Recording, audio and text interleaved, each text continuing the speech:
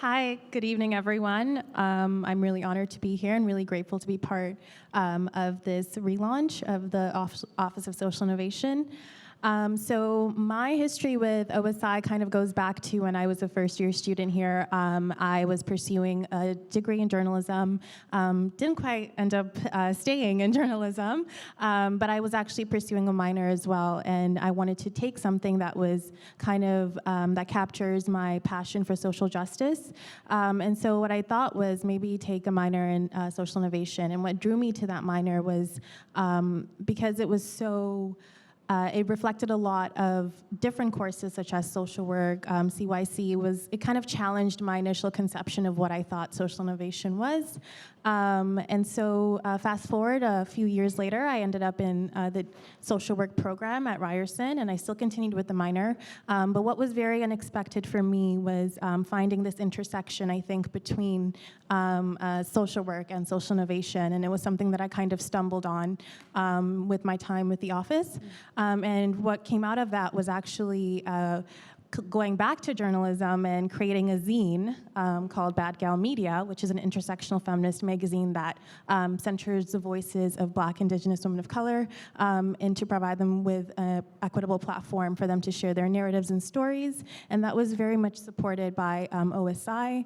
And right now, actually, I'm doing my fourth-year placement at United Way, and I've been able to leverage a lot of my learnings with OSI in terms of how to actually understand, gaps in the system and how to actually equitably know that, you don't necessarily have to give up your resistance, especially in conversations that are very difficult with different partners at the table.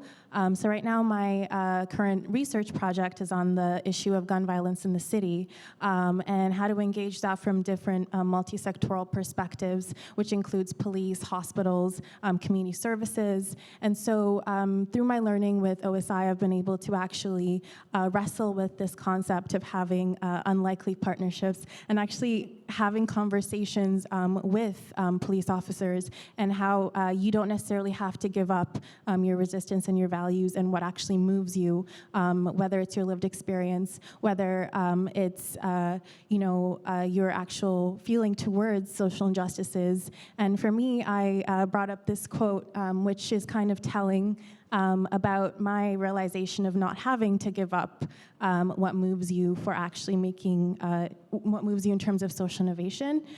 So behind me it says, in Somali, when we see injustice, we say, Diga kumadakako, which means, does your blood not move?